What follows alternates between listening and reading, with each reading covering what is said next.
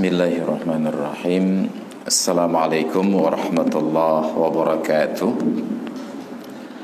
Alhamdulillahilladzi an'ama alaina bi ni'matil imani wal islam. Wassalatu wassalamu ala nabiyyina wa habibina wa syafi'ina wa maulana Muhammadin sayyidil anam wa ala alihi wa sahbihi alladzina hum yanabi'ul ulumi wal hikam. وقال الله تعالى في القرآن العظيم وهو أصدق القائلين وبقوله يهتدي المهتدون ومن أحسن قولا ممن دعا إلى الله وعمل صالحا وقال إنني من المسلمين صدق الله العظيم وبلغ رسوله الكريم wa nahnu ala dzalika minasyahidin wasyakirin walhamdulillahi rabbil alamin wa ba'du. Alhamdulillah, syukur kehadirat Allah dapat berhadir pada pagi hari ini yang sepatutnya kita jadwalkan beberapa pekan yang telah lalu karena satu dan lain hal bergeser. Dan di hari ini pun bergeser sedikit karena saya lupa mencatat di dalam jadwal, sehingga saya terima undangan pengajian ibu-ibu di Gampung Penyerat tadi.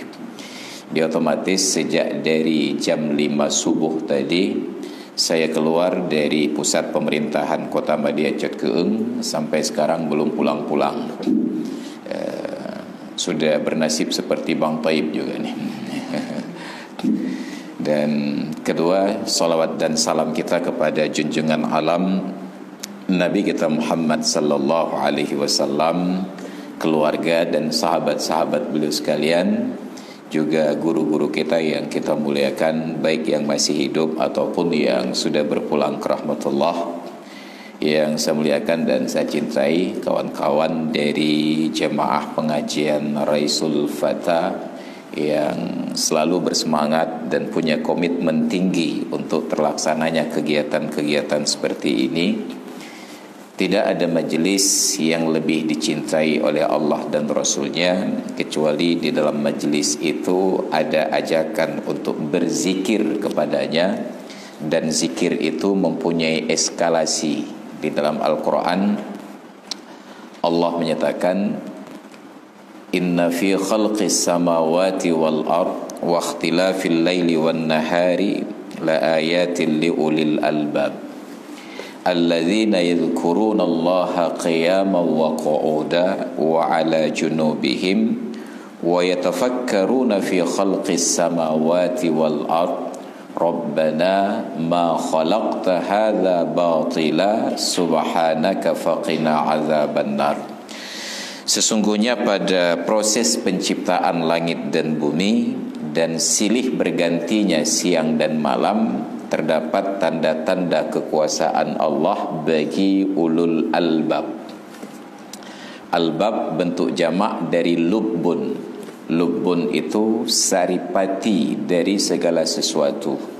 Dan tentu saja saripati dari manusia itu adalah pemikirannya, daya nalarnya. Maka ada ahli filsafat yang menyatakan, aku berpikir maka aku ada.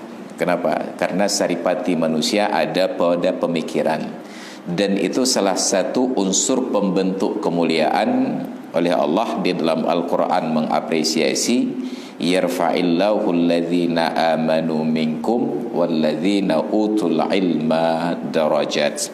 Allah mengangkat orang-orang yang beriman di antara kalian dan orang-orang yang diberi ilmu beberapa derajat. Ada proses pemikiran. Siapa ulul albab? Alladzina yadhkuruna Allaha qiyaman wa qu'udan, yaitu mereka yang berzikir kepada Allah sambil berdiri, sambil duduk, wa 'ala junubihim, dan ketika mereka berbaring di atas lambung-lambung mereka. Allah tidak menyebutkan tidur, karena ada yang tidur sambil berdiri, ada yang tidur sambil duduk, ada yang tidur sambil tengkurap, dan ada tidur yang sambil telentang. Allah menyebutkan salah satu saja dari sekian pilihan itu, yaitu tidur ala junubihim, atas sisi lambung mereka, janbun sisi badan, wassahibi bil janbi di dalam Al-Quran, sahabat yang di sisi kita. Ada yang menyatakan itu sahabat dalam perjalanan, ada yang mengartikan pasangan hidup, suami ataupun istri. Maka suami istri yang berjalan itu biasanya berdampingan kanan dan kiri, kecuali kalau ada beberapa orang istri baru kiri dan kanan sekaligus. Tetap bersisian itu untuk menunjukkan bahwa mereka seirama, bukan laki-laki di depan, perempuan di belakang, kecuali di dalam aturan saf salat saja. Itu pun bukan sebuah keniscayaan.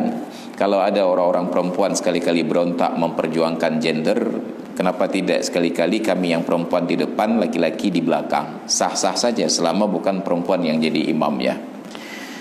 Ataupun ya selang-seling laki-laki perempuan di dalam satu saf, sah-sah saja. Tapi masalahnya bagi kami laki-laki, kalau ada orang perempuan berdiri di samping kami di dalam salat, bukan hanya sah tetapi juga gelisah. Maka gelisah itu geli yang sah. Hilang khusyuk, lupa Allah, ingat orang yang di samping, penasaran biasanya. Maka diatur di dalam agama ketentuan yang sedemikian rupa, wa ala junubihim, tidur di atas sisi badan. Sunnatnya itu pada sisi lambung sebelah kanan sebagaimana praktek Nabi. Makruh tidur tengkurap dan makruh tidur terlentang. Lebih-lebih lagi tengkurap pada orang perempuan dan terlentang pada laki-laki. Itu kata para ulama adalah tidurnya setan. Dan ternyata banyak setan di Aceh karena tidurnya demikian. Barulah eskalasinya, wa yatafakkaruna fi khalqis samawati wal ard, dan mereka berfikir pada proses penciptaan langit dan bumi. Karena itu sebagian ulama menyatakan zikir yang paling utama adalah fikir. Ada orang yang dari hasil fikirnya ini mendatangkan keimanan yang sangat kuat, tidak sanggup digoyahkan. Ketika ada banyak orang yang sering berzikir tetapi imannya dapat dirusak. Contoh yang sangat fenomenal di dalam Al-Quran adalah tukang sihirnya Firaun. Ketika mereka adu sihir dengan Musa, belum pernah sekalipun mendengar dakwah Nabi Musa, hanya berhadapan dengan Musa di medan tempur, adu sihir dalam tanda kutip. Apa yang terjadi? Ketika Nabi Musa melemparkan tongkat, baru mereka terkejut, karena mereka tahu dengan proses berfikir dalam kedalaman ilmu sihir yang mereka tekuni, gak mungkin yang dilakukan oleh Musa itu adalah perbuatan manusia. Sedangkan yang mereka lakukan diabadikan di dalam Al-Quran. فَإِذَا حِبَالُهُمْ وَعِسِيُّهُمْ يُخَيَّلُ فِي أَعْيُنِ النَّاسِ كَأَنَّهَا حَيَّةٌ تَسْعَى. Ternyata tali-tali tambang mereka dan tongkat-tongkat yang mereka buang tersebut dikhayalkan di dalam pandangan manusia seolah-olah adalah ular yang sedang melata. Itu hanya ilusi optik kalau bahasa kerennya sekarang. Hanya proses ilusi, padahal hakikatnya tetap tali, tetap tongkat. Sedangkan Nabi Musa ketika melemparkan tongkatnya berubah wujud dari hakikat tongkat kepada hakikat ular. Karena proses berfikir dari tukang sihir ini, fakharras saharatu sajidin, jatuh tersungkur tukang sihir ini dalam keadaan bersujud. Qalu amanna bi rabbi Musa wa Harun, dan mereka menyatakan keimanannya. Hanya saja karena mereka belum pernah mendengar dakwah Nabi Musa, enggak tahu nama Tuhan itu siapa. Maka mereka katakan, kami beriman kepada Tuhannya Musa dan Tuhannya Harun. Kalaulah mereka tahu siapa nama Tuhan, sungguh lebih singkat ungkapannya, amanna billah. Tapi karena tidak tahu, mereka terpaksa perpanjang narasinya, amanna bi rabbi Musa wa Harun. Belum pernah berzikir sekalipun, sujud baru itu pertama kali seumur hidup, lalu diancam oleh Firaun, qala innaha lakabirukumul ladzi 'allamakumus sihra. Rupanya Musa itu guru besar yang telah mengajarkan sihir kepada kalian, lalu kalian bersandiwara di sini supaya masyarakat percaya bahwa Musa adalah membawa kebenaran. Diancam, la usallibannakum fi juzu'in nakhli wa la uqatti'anna aydiyakum wa arjulakum min khilaf. Kalau kalian tidak kembali kepada menyembah saya, akan aku salib kalian di pelepah-pelepah kurma, dan aku potong tangan dan kaki kalian dengan cara menyilang. Belum pernah berzikir sekalipun, sujud pun baru hanya sekali karena faktor kebetulan. Apa yang terjadi? Adakah keimanan tukang sihir ini goyah? Mereka dengan tegas menjawab, iqdi ma anta qadin, silahkan laksanakan eksekusimu. Innama taqdi hadhil hayatad dunya, hukuman yang engkau timpakan hanya di dunia ini, dan kami akan kembali kepada Tuhan dan mendapatkan balasan yang patut. Itu menunjukkan bahwa orang berfikir, zikirnya itu jauh lebih tinggi daripada orang yang berzikir tanpa berfikir. Maka jangan pernah melihat, memandang remeh kepada orang-orang yang tidak terlihat hadir dalam majelis zikir. Boleh jadi zikir mereka jauh lebih tinggi daripada kita. Ini derajat ilmu dan keimanan. Lalu berkembanglah kehidupan. Manusia mulai belajar beradaptasi, diciptakanlah hukum-hukum alam. Hukum alam itu semuanya terdapat di dalam Al-Quran dengan bahasa yang sangat indah, tetapi pertama dipopulerkan oleh ahli-ahli filsafat. Maka adalah hukum Archimedes, ada hukum-hukum yang lain dari Plato, Aristoteles dan lain sebagainya, yang kadang benar, kadang salah. Makanya ketika filsafat Yunani itu datang ke dunia Arab oleh ulama-ulama Islam seperti Imam Fakhruddin Ar-Razi, itu dibersihkan dari unsur-unsur khurafatnya. Barulah dirumuskan dialektika Islam dengan ilmu mantiknya, disusun qadiyahnya, muqaddimah sughra, muqaddimah kubra, sampai bernatijah. Kemudian ada naqid, ada ta'arud dan lain sebagainya. Dalam perjalanan waktu, proses-proses tanpa sengaja itu membuahkan sebuah penelitian. Archimedes tidak tahu tentang bagaimana benda padat jatuh ke dalam air antara tenggelam dengan mengapung. Tapi dari proses berulang-ulang, akhirnya dia keluarkan hukum kesimpulan bahwa massa yang jatuh ke dalam air bila lebih berat dia akan tenggelam, bila lebih ringan dia akan mengapung. Lalu dibuatlah rumusan secara umum, setiap benda yang dipadatkan bobot massanya itu menjadi lebih berat. Oleh orang-orang Arab menyatakan, kullu ma tajammadat zadat kasafatuha, setiap benda yang dipadatkan akan bertambah bobot massanya. Tapi tetap ada pengecualian, illal ma'u, kecuali air. Kenapa? Ternyata ada hikmahnya. Andai kata air dipadatkan, bobot massa menjadi lebih berat dan tenggelam, maka musnahlah kehidupan di dalam laut. Ikan-ikan terjepit oleh es-es tersebut. Allah Ta'ala ciptakan hikmah, air tidak bisa dipadatkan. Ternyata es bukanlah air yang dipadatkan, tetapi air yang mengeras. Dijelaskan dengan ilmu fisika bahwa air yang mengeras menjadi es, kenapa tidak tenggelam di dalam air? Karena dia memerangkap oksigen, udara di dalamnya. Maka air yang dibungkus dengan plastik rata saja, ketika lama di dalam freezer dia menjadi bengkak karena menangkap gelembung-gelembung udara, maka tidak tenggelam. Itu hikmah Allah. Maka dari proses itulah kita pelan-pelan beranjak, mulai meneliti tentang udara. Kita terbangkan kain, kita terbangkan kertas, sampai akhirnya kita bentuk layang-layang, sampai akhirnya mampu menerbangkan besi. Tapi umat Islam baru mampu menerbangkan layang-layang. Layangnya terbang, kitanya masih di bawah. Orang Eropa menerbangkan besi berikut dengan orangnya. Sekarang kita baru mampu untuk membeli drone, diterbangkan tanpa tali, hanya pakai wireless saja. Itu pun sudah sangat bahagia. Saya demi kalian drone demi mak dagok betul. Maka kecil saya dulu sekitar tahun 84 sekolah SD di Kampung Utan di Ciputat, Tangerang, Jakarta waktu itu belum jadi kabupaten, belum jadi provinsi, Banten. Apa yang terjadi? Orang tua saya masih kuliah S1 di Universitas Islam IAIN waktu itu, Syarif Hidayatullah. Dalam keadaan miskin, tidak punya uang, saya anak semata wayang. Ketika melihat kawan-kawan main balon udara yang bisa terbang itu,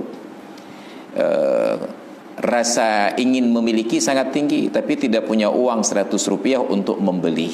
Maka hanya duduk mendampingi anak-anak lain, pegang-pegang sebentar, bahagia UBI. Itu kehidupan dulu.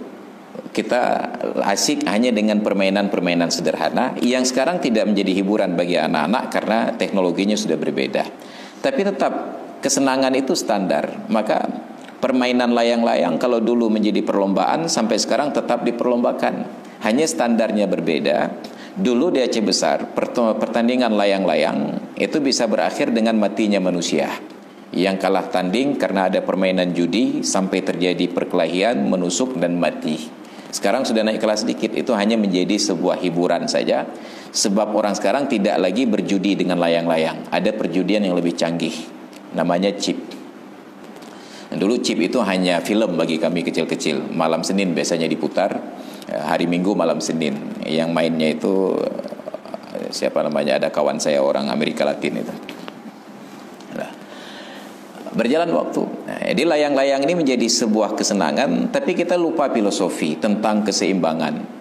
Kecil-kecil saya dulu untuk merawat rangkai layang-layang yang terbuat dari bambu perlu ketelitian yang sangat tinggi dan pengalaman serta jam terbang yang juga tinggi. Dengan bambu saja kita lilitkan kertas layangan, ternyata sulit untuk menstabilkan layang-layang tetap terbang di udara.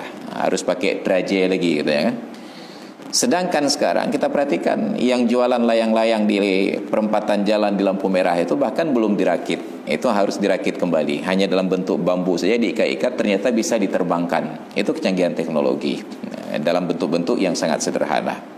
Sampai akhirnya ketika layang-layang sudah tidak terdengar lagi, muncullah sinetron layang-layang putus.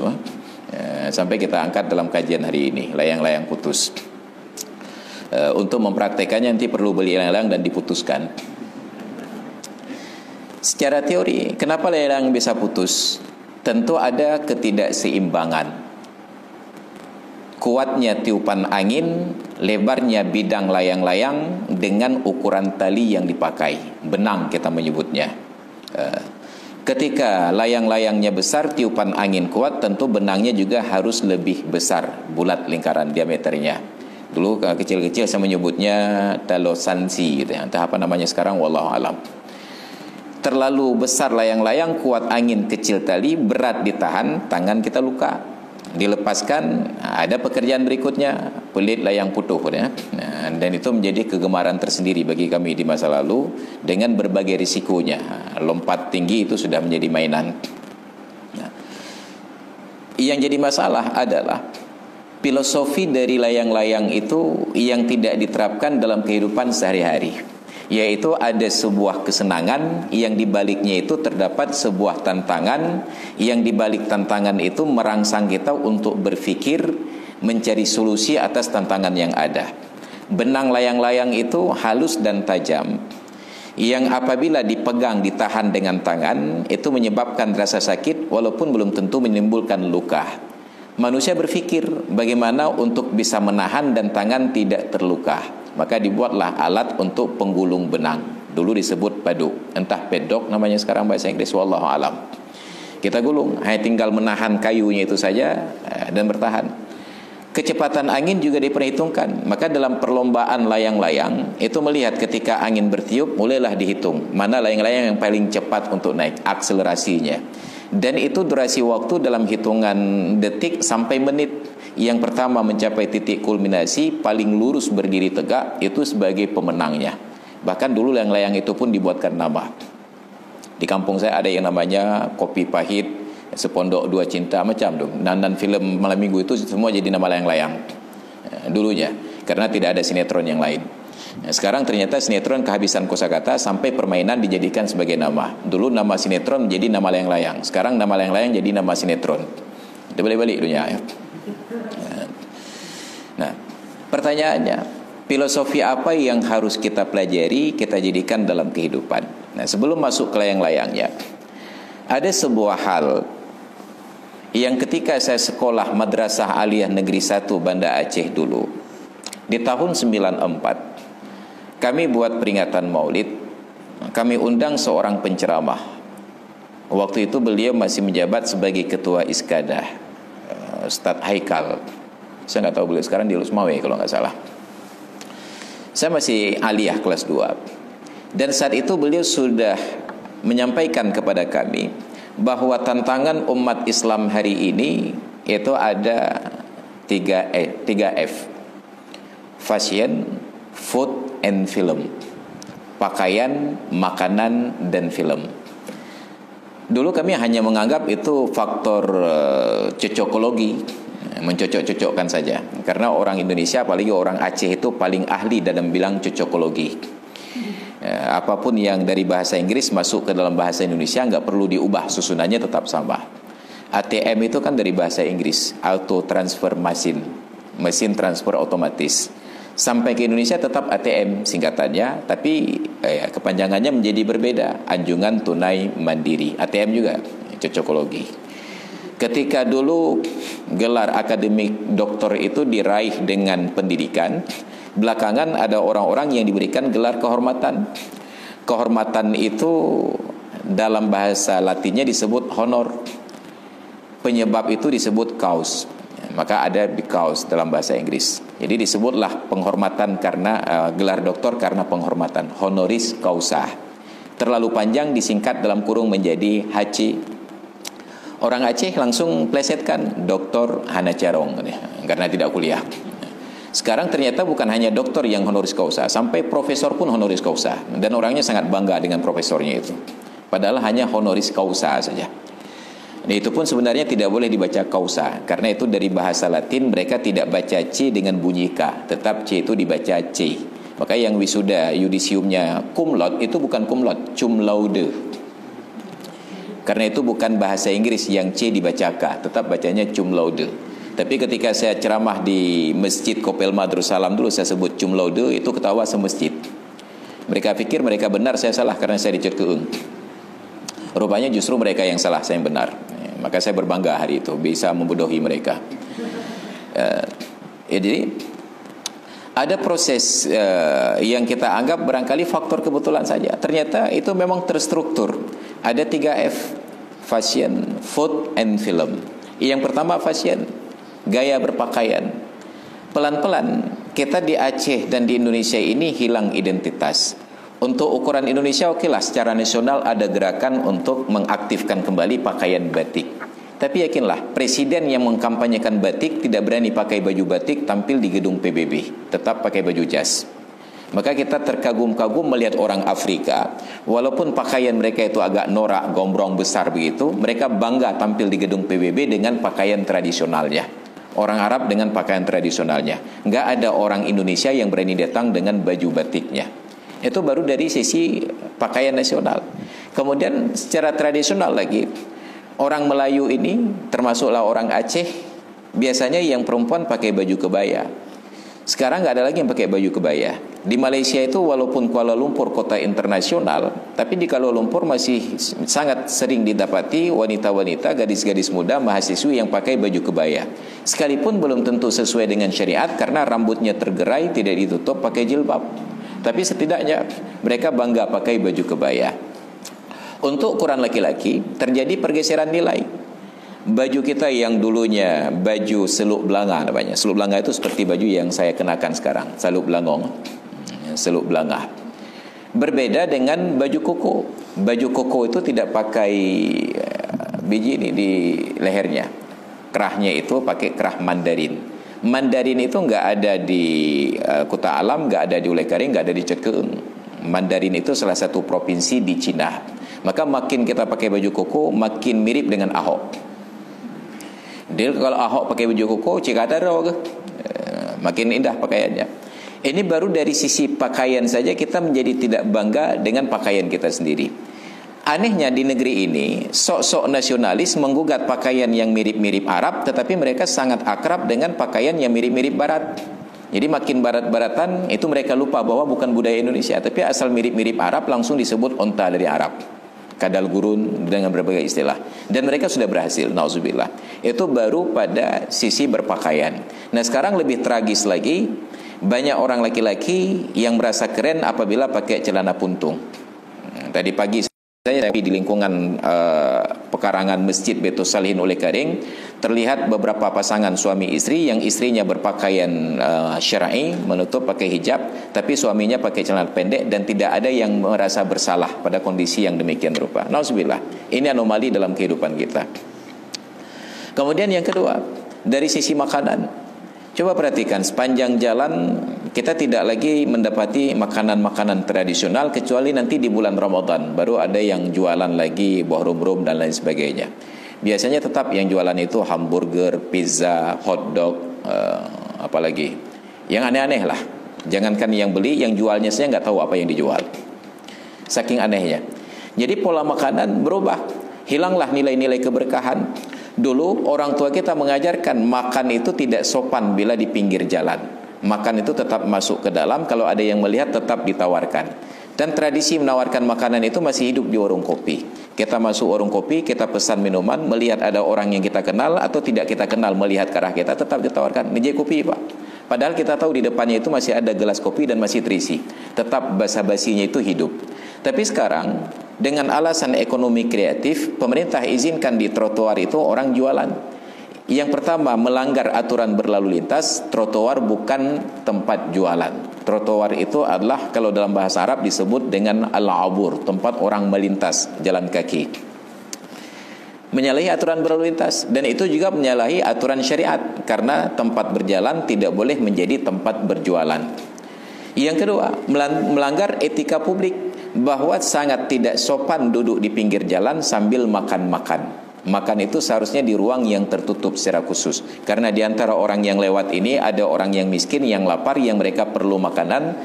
Kita sudah tidak menawarkan, malah meneteskan air liur mereka dengan mempertontonkan cara menikmatinya tersebut. Ini persoalan, mulai dari produk makanan yang disajikan sampai tata cara penyajian sampai dengan lokasinya. Itu belum lagi tentang hal-hal yang lain. Duduknya itu laki-laki dan perempuan, Romeo dan Juliet. Nauzubillah. Nah, itu yang kedua. Lalu muncul yang ketiga, film. Maka hari ini sudah berhasil ditanamkan di alam bawah sadar manusia di seluruh dunia bahwa identitas teroris tersebut dengan stereotip yang mereka buat di film-film, bahwa teroris itu berjenggot, teroris itu wajahnya wajah Arab, teroris itu celananya cingkrang. Tapi tidak diizinkan di perfilman di tingkat internasional apabila menjurus kepada menyerang orang-orang Yahudi, maka disebut nanti sebagai gerakan antisemit. Anti Arab tidak apa, yang jangan anti Yahudi. Maka ini kegagalan kita umat Islam dalam membendung, dan itu keberhasilan mereka di dalam propagandanya. Itu sudah disampaikan ke saya sejak dari tahun 94 yang lalu. Nah, sekarang terbukti pelan-pelan kita mulai mengkonsumsi tayangan-tayangan tersebut tanpa sensor. Dulu saya berpikir dengan meninggalkan nonton-nonton sinetron, hanya menonton acara-acara yang ilmiah, National Geographic, Discovery Channel, Animal Planet dan lain sebagainya, saya pikir itu lebih bagus. Ternyata semua tayangan-tayangan ini, walaupun sifatnya ilmiah, mengarahkan kita untuk percaya kepada teori evolusi. Selalu berakhir dengan pesan-pesan evolusi, bahwa binatang ini sudah berevolusi, binatang ini sudah berevolusi. Jadi tidak mengembalikan kita untuk berkeyakinan dan berpikir bagaimana indahnya ciptaan Allah. Mereka selalu kembangkan teori-teori evolusi tersebut. Itu mulai dari National Geographic, Animal Planet sampai dengan Discovery Channel. Tidak lagi mengagungkan kebesaran Allah dalam proses penciptaan. Dan akhirnya tayangan itu semuanya menjadi buruk, tidak ada yang baik. Nah, terkait dengan konteks sinetron yang layangan putus tersebut yang sedang heboh, alhamdulillah saya bersyukur nggak terimbas dengan tayangan tersebut karena nggak pernah nonton. Di rumah ada televisi, jangan dibilang nanti saya nggak ada televisi, ada 40 inci pula. Tapi tidak tersambung, terkoneksi ke TV, hanya terkoneksi ke internet saja. Anak-anak saya hanya nonton Upin dan Ipin saja. Upin dan Ipin itu belum tentu baik juga, karena ada salah satu tokohnya, entah si Upin entah Ipinnya, yang rambutnya di tengah saja. Itu kan gaya iblis itu. Kita hanya nonton karikatur dulu, kalau udah dilambangkan jin, iblis, termasuklah Om Jin, itu selalu rambutnya diikat begitu saja, yang lain botak, kasak namanya. Ada proses-proses yang pesan-pesan itu entah secara sengaja atau tidak sengaja, hanya karena sekedar simbolik, dan itu memberikan kesan yang tidak baik. Nauzubillah, itu yang terjadi. Maka dikembangkanlah tayangan-tayangan tersebut, ternyata merusak daya nalar kita, merusak pemikiran kita. Dan lama-kelamaan itu diterima sebagai sebuah kebenaran. Maka dalam kaitannya dengan kehidupan ini, kita terlalu menggambarkan kehidupan itu sedramatisir kondisi di dalam sinetron.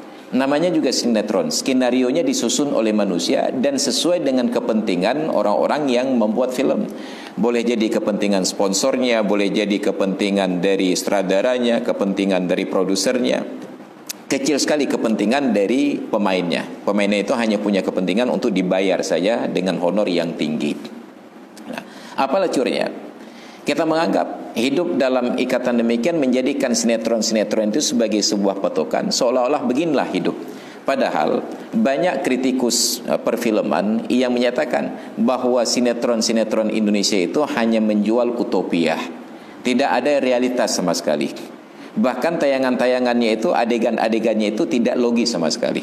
Bayangkan orang bicara dalam hati tapi terdengar se-Indonesia, merepet dalam hati tapi bisa didengarkan oleh orang yang lainnya. Itu sangat tidak logis.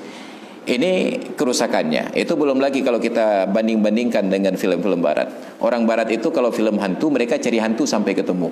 Orang Indonesia cari hantu ketemu lari. Itu film-film Indonesia. Maka tidak ada film Indonesia itu yang mengedukasi sejauh yang saya tahu, kecuali dulunya ada sebuah film Dunia Kiamat Sudah Dekat. Ada sedikit unsur edukasi di dalamnya. Bahkan sinetron-sinetron religi di bulan Ramadan itu pun lebih banyak mempromosikan keburukan, sifat-sifat koeh kata orang Arab, daripada unsur-unsur kebaikan. Kita selalu ditanamkan untuk terus membenci, padahal konsep cinta itu dimulai dari benci. Makin berat rasa benci, makin berat memberikan perhatian, dan akhirnya lama-lama datang cinta. Maka hati-hati yang cewek-cewek, datang orang cowok-cowok menimbulkan rasa benci, itu untuk menarik perhatian saja. Lahir dan batin, siang dan malam terpikirkan. Jadi ketika tokoh-tokoh antagonis diperlihatkan, kita akan terus membayang-bayangkan dia, dan sampai akhirnya itu merasuk ke dalam jiwa kita. Nauzubillah, summa nauzubillah. Maka keseimbangan yang ingin kita katakan adalah bahwa Islam telah memberikan jawaban atas setiap persoalan.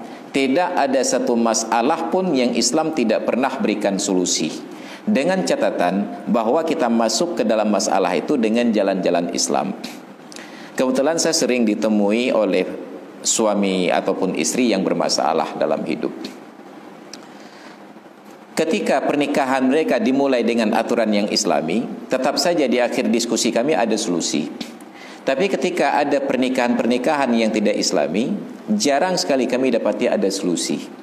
Maka saya ambil kesimpulan, bengkel-bengkel resmi dari setiap kendaraan, Honda, Suzuki, Yamaha, kalau kendaraan yang kita bawa ke bengkel itu rusak separah apapun, bila itu dibeli di toko resmi, mereka tetap punya solusi untuk memperbaiki.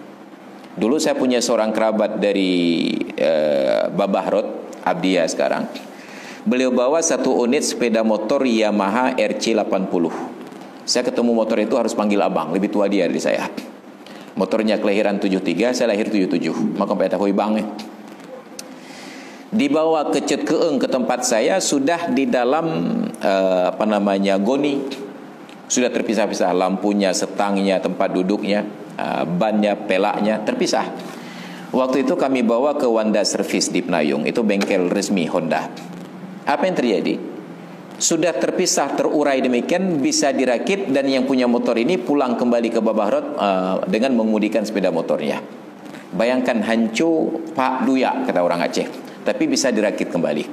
Tapi ada motor hasil rakitan, sudah bisa dibalap-balap, tiba-tiba rusak, nggak bisa dihidupkan. Apa yang terjadi? Dibawa ke bengkel resmi, mereka tidak mau terima. Kenapa? Karena ini bukan produk dari kami, ini produk rakitan. Silakan cari mekanik rakitan pula. Maka kehidupan ini, andai kata manusia masuk ke dunia ini dengan cara-cara yang Islami, dia tetap dijamin akan menjadi manusia. Maka cara Islami yang pertama itu adalah keluar dari bengkel resmi, dari pernikahan yang resmi. Yang kedua, diberikan suplemen dari produk resmi. Jadi olinya oli resmi yang digaransi ataupun yang standar. Maka ketika seorang wanita melahirkan seorang anak, harusnya wanita ini yang memberikan susu. Itu produk dia sendiri. Honda harus pakai oli Honda, Suzuki pakai oli Suzuki. Bila tidak mampu, harus dengan standar yang sama, kekentalan dan lain sebagainya.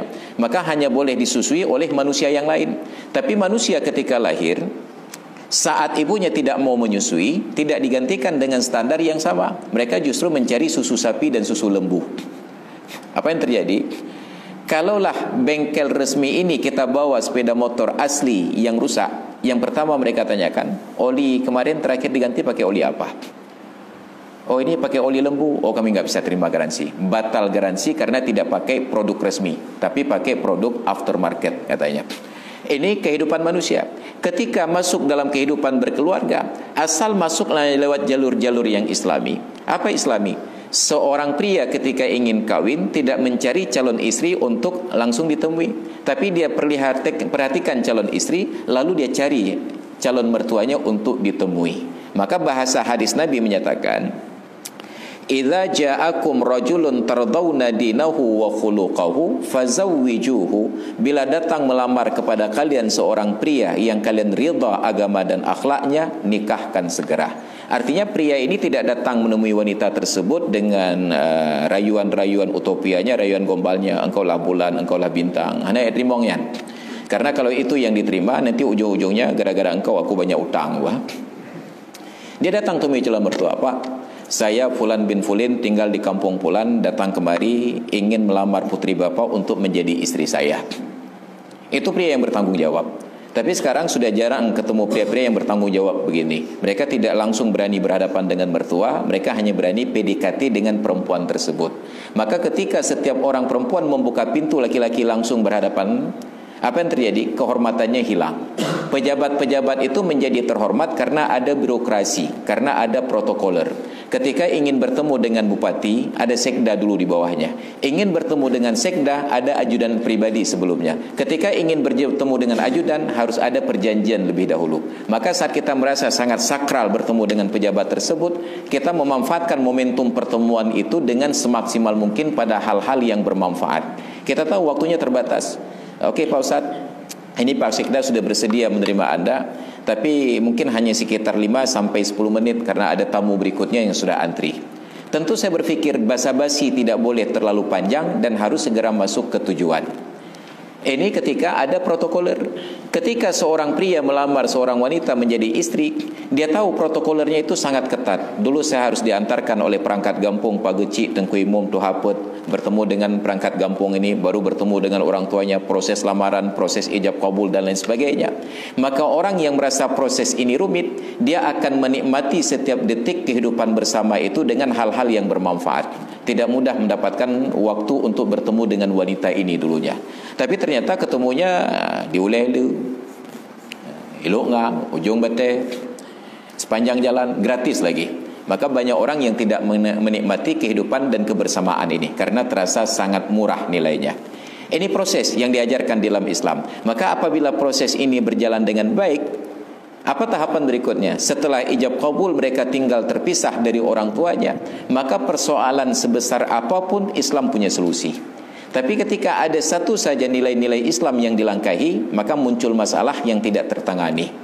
Ada orang yang menikah baik-baik, melamar baik-baik, tapi setelah menikah tinggal di rumah mertua, komplek PMI, Pondok Mertua Indah. Apa yang terjadi?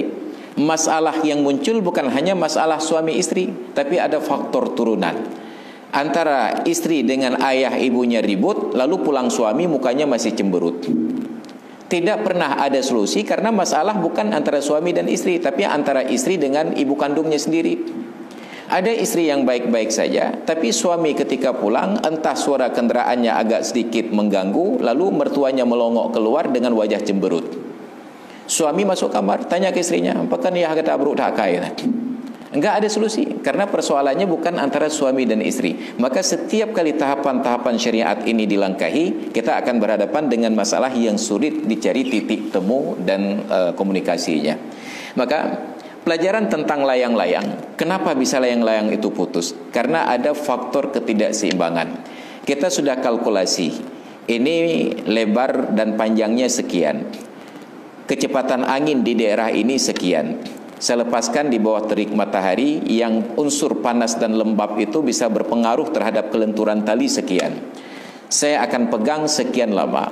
Maka ketika semua faktor ini diperhitungkan, dia akan menikmati permainan itu dengan keseimbangan. Maka pelajaran keseimbangan ini sudah dipraktikkan oleh orang tua kita dengan sangat baik di masa lalu.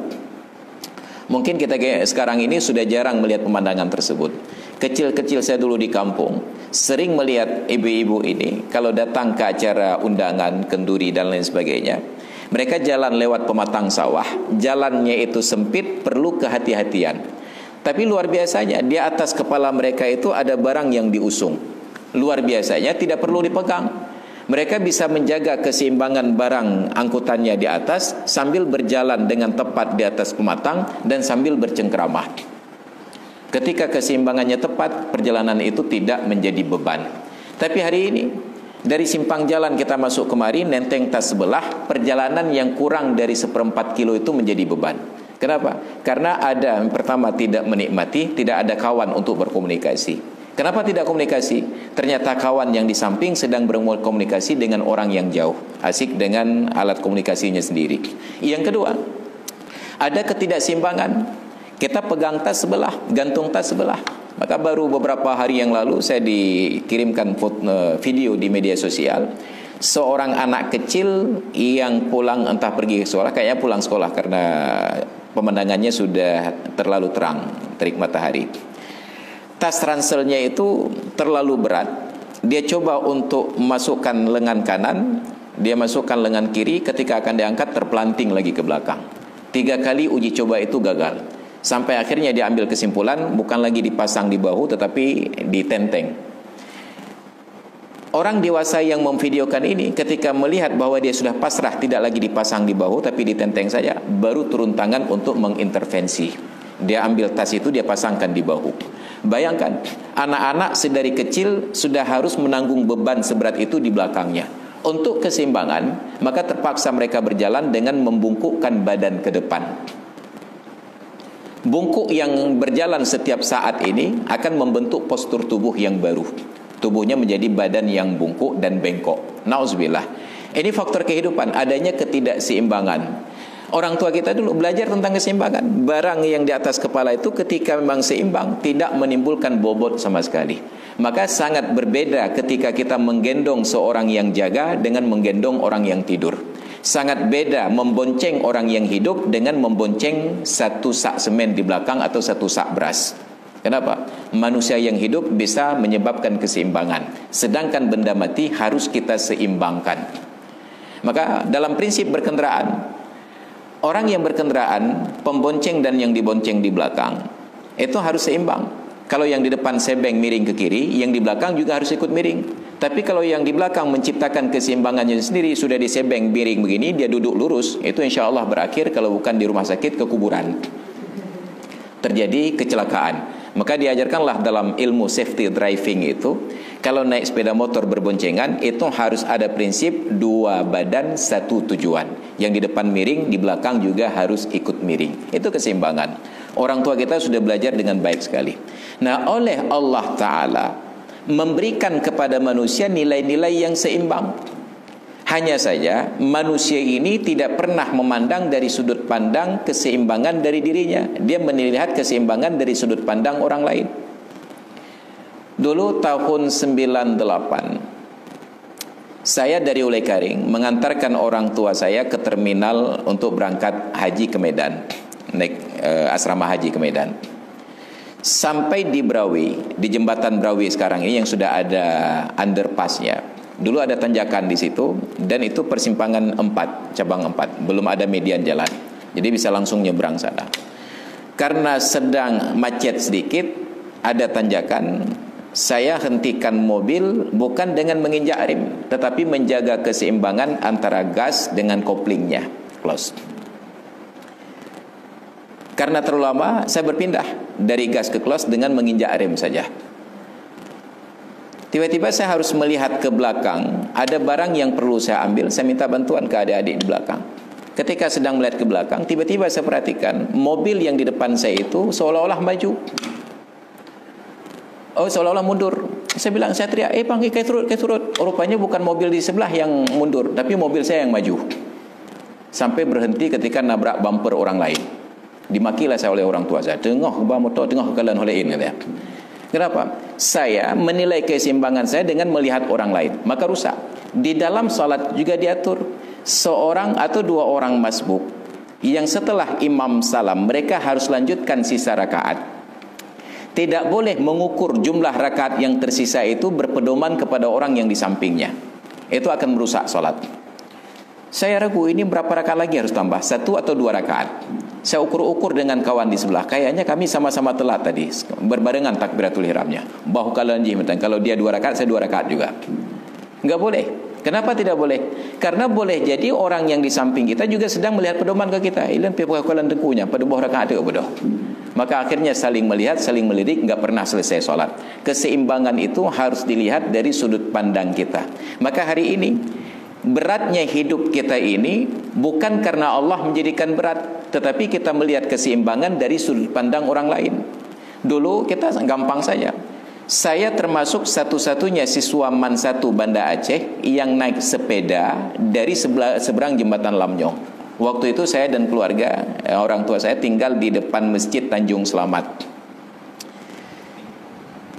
Belum keren-kerennya waktu itu semua orang punya sepeda motor. Kawan-kawan saya bukan orang kaya semuanya, tapi mereka menghemat biaya perjalanan dengan naik robur dan naik damri. Itu dari lapangan Tugu itu. Naik robur Rp25, naik damri Rp50. Kalau naik labi-labi Rp200. Saya diberikan uang jajan oleh orang tua saya Rp500. Naik labi-labi pergi 200, pulang 200, sisa uang jajan 100. Beli makanan enggak dapat minuman, beli minuman enggak dapat makanan. Akhirnya saya ajukan tawaran ke orang tua untuk beli sepeda saja. Uang jajan tetap 500, naik sepeda. Saya pilih untuk naik sepeda saya agar bisa menghemat 500. Waktu itu tidak ada persoalan. Kita menikmati hidup. Jalan kaki. Kawan-kawan yang dari Ulai Karing naik labi-labi, itu turunnya di Simpang Brawi, jalan kaki sampai ke Pocut Barit. Enggak ada persoalan waktu itu. Kita menikmati perjalanan. Tapi coba perhatikan sekarang. Ada enggak pelajar siswa itu yang jalan kaki dari Simpang Jambu Tape sampai ke sekolah? Tidak. Mereka memilih naik kendaraan. Padahal jalan itu asik, tidak terlalu berat. Kenapa menjadi berat? Karena kita melihat keseimbangan dari sudut pandang orang lain. Orang lain naik sepeda motor, kita jalan kaki. Ribet pada jak. Padahal kalau sama-sama jalan kaki, nikmat semuanya. Maka beratnya hidup ini sebab kita mengukur dari sudut pandang orang lain. Andai kata melihat dari sudut pandang sendiri, semuanya itu menjadi seimbang. Nah, makanya di dalam hukum layang-layang putus itu ada keseimbangan yang tidak tercipta atau ada faktor X setelah adanya keseimbangan. Tadinya layang-layang sudah diukur, tebalnya benang sudah diukur, kecepatan udara sudah diukur, tiba-tiba terjadi angin ribut, terjadi badai, maka putuslah layang-layang. Di dalam Islam kita dipersiapkan faktor X untuk menyikapi kondisi yang tidak mampu kita prediksi. Maka orang yang hidup berkeluarga dalam rumah tangga tidak cukup hanya berfikir hari ini. Sebagai anak saya santai-santai saja, mau kuliah, mau enggak kuliah, mau selesai, enggak selesai, kan ayah saya masih hidup. Pertanyaannya, siapa yang bisa menjamin bahwa ayah kita tetap hidup dan baik-baik saja sampai kita selesai kuliah dengan semester maksimal intensif ini yang 14 semester? Enggak ada jaminan. Maka Islam ajarkan kita untuk mempersiapkan faktor X. Falyandur nafsun ma qaddamat lighat. Hendaklah manusia memperhatikan persiapan di hari yang akan datang. Maka orang yang bermain layang-layang, mereka persiapkan benang cadangan di dalam paduk tersebut. Kalau nanti tiba-tiba terjadi angin kuat, mereka bisa tambahkan benang untuk terus diulur. Selama masih ada benang diulur, maka layang-layang tetap akan terbang. Tapi ketika habis benang, tantangannya tinggal 2. Mempertahankan layang-layang dengan mengambil risiko tangan kita sakit bahkan terluka, atau lepaskan layang-layang agar tangan kita menjadi selamat tidak terluka. Risikonya layang-layang hilang. Banyak orang lebih mempertahankan nikmat yang ada dengan menanggung risiko terluka daripada melepaskan nikmat yang ada dengan badannya selamat. Para pembalap itu, mereka sudah dilatih menghadapi kondisi berat. Ketika sudah tidak seimbang dan tidak mungkin mempertahankan keseimbangan, mereka dilatih untuk menjaga keselamatan pribadi daripada menjaga keselamatan properti. Maka biarlah sepeda motor yang miliaran rupiah itu harganya hancur, berkeping-keping, terbakar, yang penting mereka selamat. Tapi kita yang berkendaraan sehari-hari tidak pernah dilatih kebiasaan untuk mengambil kesimpulan seperti ini. Dalam kondisi bahaya sudah terlihat di depan mata, kita masih berpikir untuk menyelamatkan sepeda motor daripada menyelamatkan diri sendiri. Ini terjadi karena kita tidak terlatih dalam hidup demikian rupa. Makanya perlu riyadhah, latihan-latihan untuk menghadapi kondisi-kondisi yang berat. Masa latihan itu ada dalam masa sebelum kita masuk berkeluarga, sebelum rumah tangga, kita masih bisa uji coba. Ini bisa pilihan begini, bisa pilihan begitu. Tapi ketika sudah masuk dalam kehidupan berkeluarga, hanya ada satu pilihan lagi, yaitu mempertahankan ataupun melepaskan. Tapi Allah berikan durasi waktu. At-talaqu marratani, cerai itu 2 kali. Ada ketidakkeseimbangan dalam keluarga. Ketika sudah mentok tidak bisa bertahan, lepaskan. Tapi masih ada benang di dalam gulungan, lepaskan dulu, diberikan ruang waktunya, masa iddah. Oh ternyata setelah kita berfikir masih mungkin diselamatkan, rujuk. Setelah rujuk, kita gulung lagi benangnya untuk persiapan prahara berikutnya. Terjadi lagi angin kencang, kita lepaskan lagi. Melihat bahwa masih mungkin untuk dipertahankan, kita gulung lagi benangnya. Sudah 2 kali, yang ketiga pilihannya hanya ada 2. Fa imsakun bima'rufin au tasrihun bi ihsan. Pertahankan istri kalian dengan pergaulan yang ma'ruf, atau lepaskan istri kalian dengan perceraian yang ihsan, yang baik. Diajarkan semua filosofi ini di dalam Al-Quran. Hanya saja kita tidak pernah sediakan latihan-latihan yang memadai untuk menjalani hidup. Kita selalu melihat dari kacamata orang lain. Maka Allah tegaskan di dalam Al-Quran, innallaha indahu khazainu kulli syai'in ma nunazziluhu illa biqadarin ma'lum. Allah Ta'ala di sisinya itu terdapat perbendaharaan segala sesuatu. Semua kekayaan ada di sisi Allah. Tapi Allah tidak turunkan kekayaan itu kecuali dengan kadar yang telah ditentukan. Ketika saya baru kawin dapat anak 1 orang laki-laki, anak saya masih kecil itu pandai berjalan dan berlari, lalu minta dibelikan sepeda yang 3 roda tersebut. Saya tawarkan ke dia sepeda yang lebih besar, BMX, nyoy hablo ojut. Katanya, "Be ya." Dia tetap bertahan dengan sepeda becak yang roda 3. Dia tolak tawaran yang lebih tinggi, padahal harganya jauh lebih tinggi. Sampai akhirnya tiba waktu dia besar untuk naik sepeda. Dia minta sepeda BMX yang dulu. Saya tawarkan yang lebih tinggi, Honda ya belum lanjut. Saya tawarkan sepeda motor. Baik ya, adiknya mentang. Dia tetap bertahan dengan sepeda. Nah sekarang sudah tiba waktunya dia naik sepeda motor, tapi mintanya yang aneh-aneh. Dia minta yang CRF, yang bertuh-bertuh. Saya tawarkan, Be Honda adik, motor je. Saya tawarkan yang lebih tinggi. Ternyata dia menolak. Dia tetap mau sepeda motor. Itu menunjukkan kepada kita bahwa sesuai dengan perkembangan fisik dan motorik, kita akan menuntut yang sesuai. Ditawarkan yang lebih kita nggak mau karena tidak bisa menikmati. Kenapa? Ada waktu-waktunya. Anak kecil baru naik sepeda roda 3, kita tawarkan mobil, ilham. Tetap kita akan menikmati apabila sesuai dengan kapasitas dan waktunya. Maka anak-anak kecil yang masih SD, dulunya anak SD itu hanya permainannya main kelereng, main pimpong saja, gatok-petok lele ya. Dulu anak-anak SD ini jangankan disuruh berpacaran, dituduh berpacaran saja malunya luar biasa. Saya kelas 6 SD dikerjai oleh kawan-kawan. Jam istirahat, kawan-kawan yang laki-laki sudah keluar semua, tinggal yang cewek-cewek di kelas beberapa orang, dan saya masih terus menjawab pertanyaan. Sampai akhirnya tertawai oleh kawan-kawan di luar. Si mas mau cewek, si mas mau cewek. Baru saya tersadar, tinggal saya seorang cowok di dalam kelas dengan 5 orang cewek. Saking malunya, saya berlari keluar lewat pintu sebelah kanan, pintu keluar. Mereka tutup pintu itu, dibukakan pintu penghubung dengan kelas 5. Saking malunya saya lari ke pintu yang kedua. Ditutup pintu ini, dibuka pintu keluar. Dipimpong saya 3 kali begitu. Saking kalapnya dan malunya dikurung dengan perempuan, keluarlah jurus tendangan tanpa bayangan. Saya tendang. Bayangkan pintu kelas SD itu dari kayu yang tebal, sobek pintu itu, ditendang oleh anak kelas 6 sekecil anak zaman dahulu. Dan itu masih membekas di tumit sebelah kanan saya, ada lukanya. Itu dulu kelas 6 SD dituduh pacaran, malunya luar biasa. Bukan dituduh pacaran, mau cewek wah. Tapi sekarang anak kelas 4 SD sudah pandai pacaran. Zaman berubah. Kenapa? Karena tontonan, karena tayangan. Maka na'udzubillah summa na'udzubillah.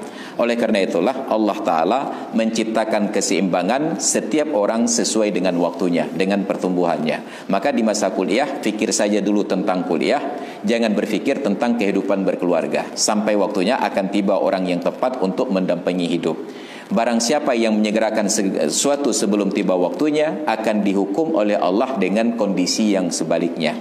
Man istajala syai'an qabla awani uqiba bihirmani. Barang siapa yang mempercepat proses sebelum tiba waktu dihukumkan sebaliknya. Orang berpuasa baru boleh makan dan minum setelah terbenam matahari. Belum terbenam dia makan dan minum dihukumkan haram. Orang yang berkeluarga baru boleh bersentuhan setelah ijab dan qabul. Besok pagi ijab kabul dan jam 8, tapi enggak sabar menunggu jam 8. Jam 8 malam minggu sudah diajak, ditangkap oleh Satpol PP dan WH, masuk penjara, dicinut tertuh go. Kenapa? Menyegerakan proses sebelum tiba pada waktunya. Buah-buahan bila matang pada waktunya kualitasnya luar biasa, tapi dikarbit agar lebih cepat matang, maka kualitasnya turun dan tidak berharga.